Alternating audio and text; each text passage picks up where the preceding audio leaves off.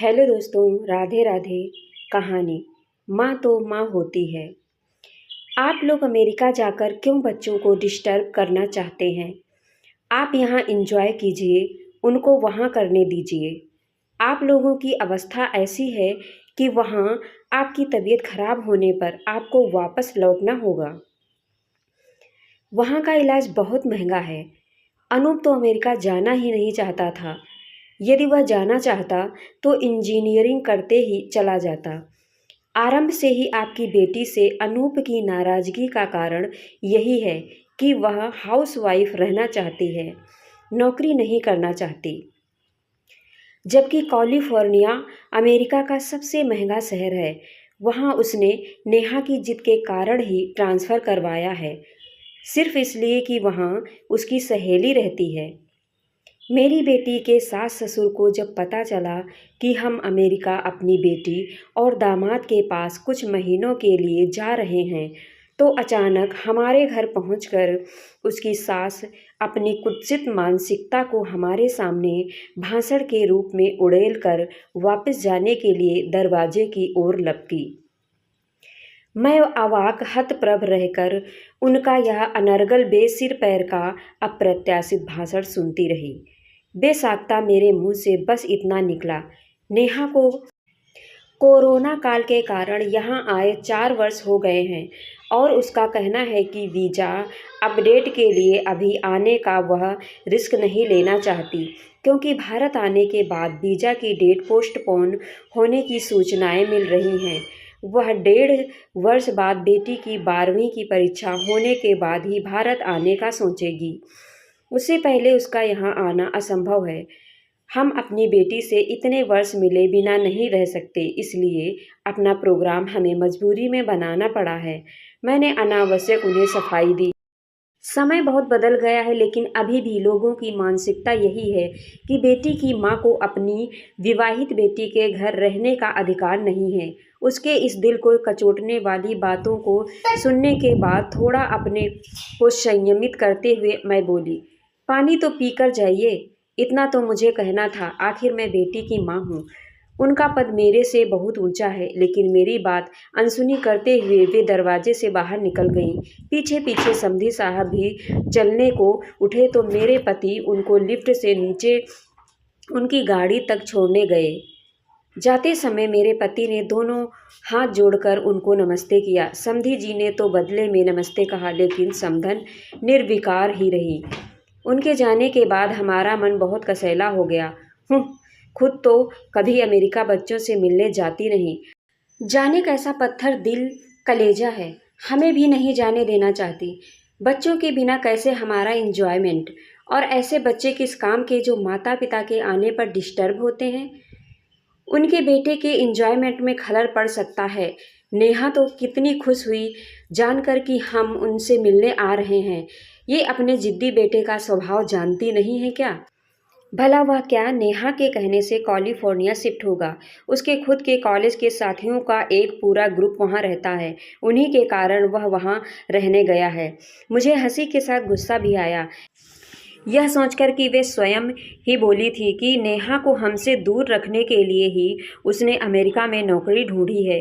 नेहा और हम तो यह बिल्कुल भी नहीं चाहते थे। अपने बेटे की करतूतों को जानते हुए भी इनको कितना गुरूर है। नाजों से पली मेरी बेटी घर की सफाई, खाना बनाना, कपड़े धोना, बाजार का सारा काम, अपनी बेटी से संबंधित सभी कार्य वहाँ अकेले ही संभालती है। उस पर शिकायत है कि वह नौकरी नहीं करती। उसको संस्कार ही ऐसे मिले हैं कि घर और नौकरी में तालमेल हो तभी नौकरी करना, बच्चे और घर को नौकरी करने के कारण निगलेक्ट नहीं करना। माँ बेटे की कैसी मानसिकता है। सच ही कहा है कि औरत ही औरत की दुश्मन होती है। उनको पता ही नहीं कि जिस घर में बिना सपोर्ट के महिलाएं नौकरी करती हैं, वह घर कितना निगलेक्टेड होता है। बच्चे भी अनाज से हो जाते हैं, आखिर स्त्री भी लोहे की तो बनी नहीं है। कितना काम करेगी, पूरा परिवार पैसे का भूखा है। फिर दामाद की अच्छी खासी तनख्वाह है और वह कितना फिजूल खर्च है। फिर क्यों वह नौकरी करके मुसीबत मोल ले। दोनों की लव मैरिज है। शादी के पहले तो वह कहता था सी इज़ माई लाइफ।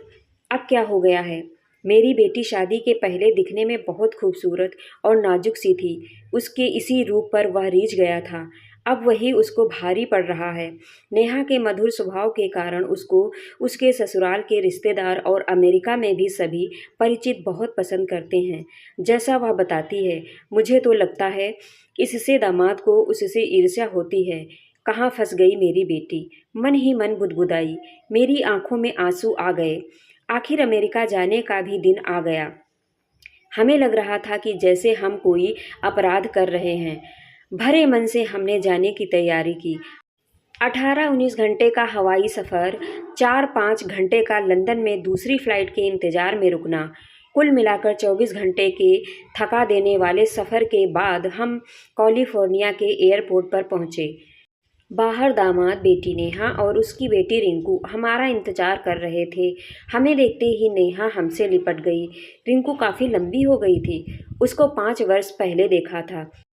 तब से काफ़ी बदली लग रही थी। मैंने एक नज़र में भरपूर उसके व्यक्तित्व का आकलन किया, फिर सोचने लगी।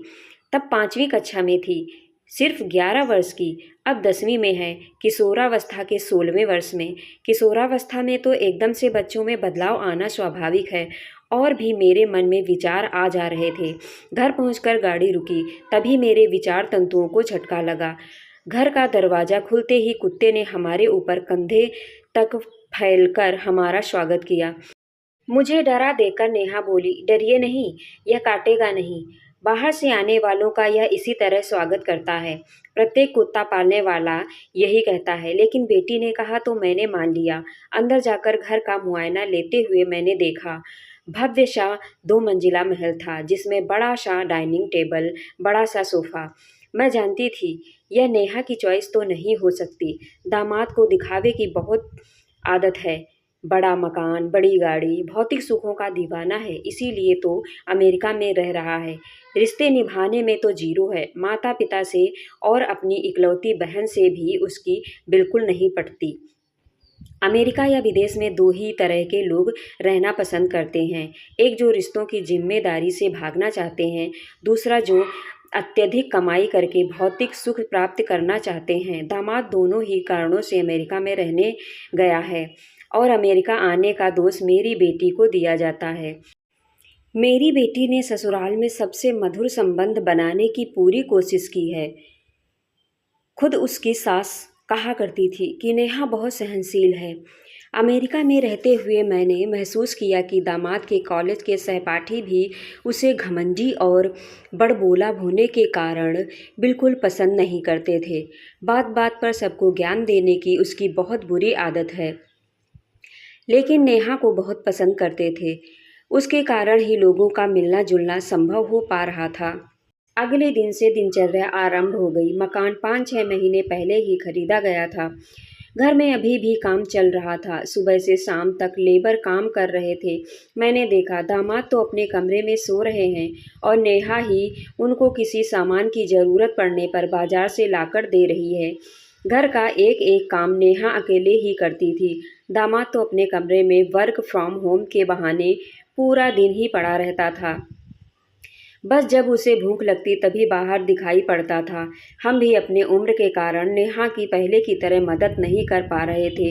कभी कभी लगता था कि हम अमेरिका आकर उस पर बोझ बन गए हैं। मिलने वाले लोगों से पता चला कि दामाद ने मकान की अच्छी भली दीवारों को भी तोड़कर दोबारा से प्लास्टर करवाया है।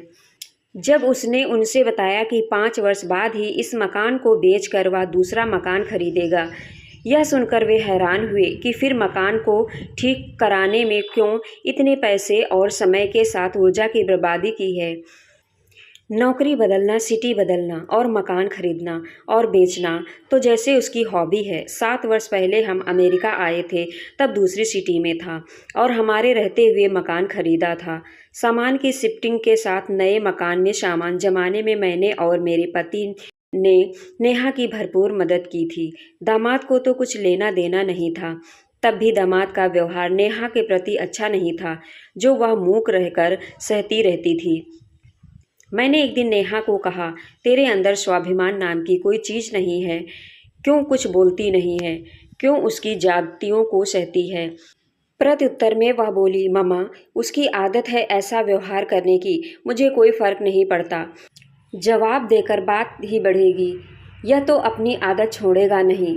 रिंकू की पढ़ाई अच्छे स्कूल में हो रही है, मुझे सारी सुविधाएं मिल रही हैं, फिर क्यों बात बढ़ाना। मैं हैरान थी उसके जवाब पर। विवाह के पहले तो वह ऐसी नहीं थी। फिर सोचने लगी, रिंकू अमेरिका में ही पैदा हुई है, बड़ी हो जाएगी तो अपने पापा को सुधार देगी। आजकल के बच्चे बहुत बोल्ड होते हैं। रिंकू उस समय तो बहुत बुआचाल थी, लेकिन बहुत छोटी थी। वहाँ पर वीकेंड पर पार्टी का बहुत रिवाज है। कभी किसी के घर पर पाटलक, कभी किसी रेस्तरां में सभी मिलते थे। एक अच्छी बात यह थी कि सभी अपना अपना पेमेंट करते थे। घर पर भी सभी मिलकर मेजबान की किचन साफ करके, यहाँ तक कि बर्तन साफ करके लौटते थे। बिना किसी आयोजन के या बिना बुलाए किसी के घर कोई नहीं जाता था। हम लोग कभी नेहा के साथ बाजार या मंदिर चले जाते थे, जहाँ खाने की भी बहुत अच्छी व्यवस्था होती थी। पिछली बार की तरह इस बार भी कहीं घूमने का प्रोग्राम नहीं बना। इसके पीछे बेटी की स्वयं की आमदनी नहीं होना ही था। हम भी डॉलर में खर्चा करने में असमर्थ थे। घर का वातावरण इतना बोझिल था कि थोड़े दिनों में ही ऊब होने लगी। एक तो अमेरिका में बाहर जाने के लिए बच्चों पर निर्भर रहना पड़ता था, ऊपर से पास पड़ोस में कोई बोलने चालने वाला नहीं था, और घर का वातावरण भी मनहूसियत लिए हुए हो तो ऊब होना स्वाभाविक था। लेकिन नेहा को तकलीफ होगी, इसलिए उससे कुछ नहीं कहते थे। हर वीकेंड पार्टी में जाना भी बेमानी लगता था, क्योंकि हमें इसकी बिल्कुल आदत नहीं थी। देर रात तक खाना और पीना देखकर मुझे तृष्णा सी होने लगती थी। घर में भी अकेले रहना भारी लगता था। दामाद तो घर लौटने का नाम नहीं लेता था।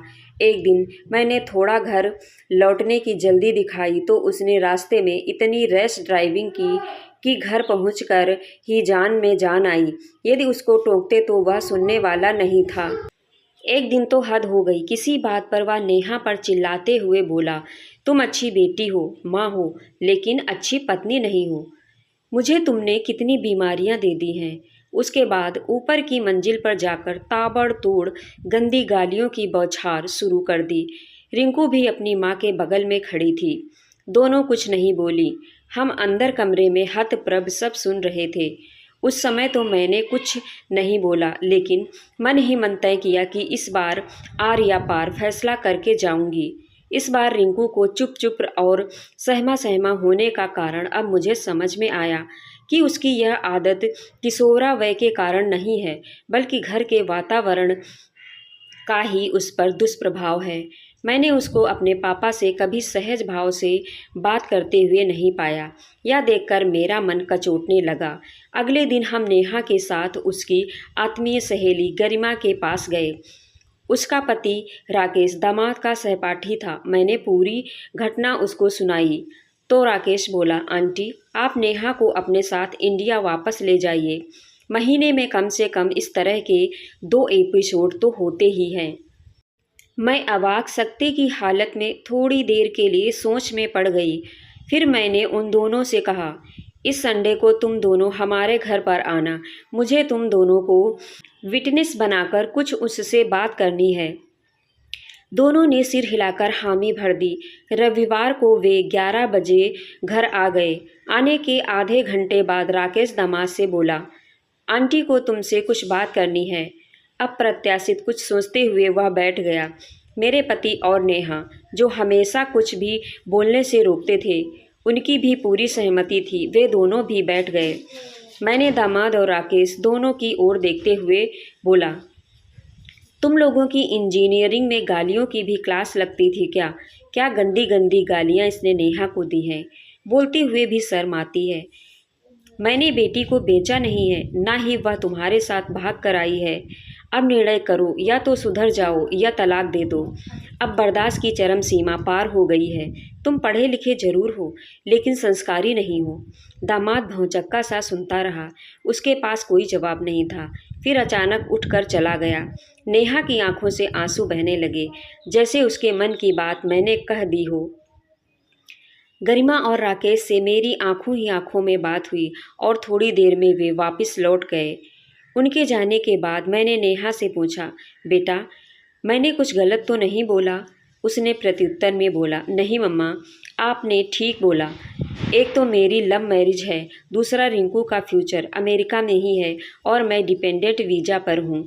और यह सोचकर कि समय के साथ यह बदल जाएगा, मैं सब सहती आई हूँ, लेकिन मेरे सहते रहने से इसकी हिम्मत बढ़ती जा रही है। अब तो गुस्सा आने पर जो भी चीज़ हाथ के आसपास होती है मुझ पर फेंक कर मुझे शारीरिक रूप से भी प्रताड़ित करने का दुस्साहस करने लगा है। आपको पता है कि यहाँ मानसिक रूप से या शारीरिक रूप से प्रताड़ित करने पर तुरंत पुलिस बुलाई जा सकती है।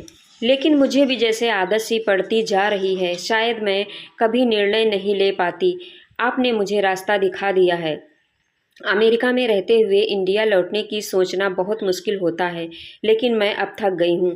1 वर्ष बाद रिंकू कॉलेज चली जाएगी, तब तक मैं भी जॉब लेने की कोशिश करूँगी। जो भी होगा देखा जाएगा, लेकिन अब मैं 1 साल बाद इसके साथ नहीं रहूँगी। यह मेरा आखिरी फैसला है। एक सांस में मन की व्यथा पहली बार मेरे सामने उड़ेलते हुए वारुआसी हो गई। मैं विस्फारित नेत्रों से उसकी बात सुन रही थी। मेरी आंखों में आंसू आ गए। मैंने उसे गले लगाते हुए कहा, नहीं, अब तू बिल्कुल नहीं सहेगी। हमारा हर तरह से तुझे सपोर्ट है। लव मैरिज में भी तो गलत चॉइस हो सकती है। इतना क्यों सोचना? तुझे तो बहुत पहले यह फैसला ले लेना चाहिए था। तूने कभी बताया नहीं, इसलिए हम भी कुछ सोच नहीं पाए। खैर, देर आए दुरुस्त आए। तेरी सास अपने बेटे के इंटरटेनमेंट के बारे में जानती है, इसलिए वह नहीं चाहती थी कि हम तेरे पास आएं, क्योंकि भेद खुल जाने पर हम तुझे तलाक लेने के लिए बाध्य करेंगे। तो उनके बेटे का क्या होगा? गलती तो उनकी है, जिन्होंने अपने बेटे को संस्कारहीन बनाया है। यह कहकर मैंने उसे एक छोटे बच्चे की तरह ढेरों प्यार किया। उसके चेहरे पर आत्मविश्वास की चमक देखकर मुझे तसल्ली हुई। तो दोस्तों, ऐसी कहानी सुनने के लिए हमारे चैनल को सब्सक्राइब, वीडियो को लाइक, कमेंट अवश्य करें। Thanks for watching.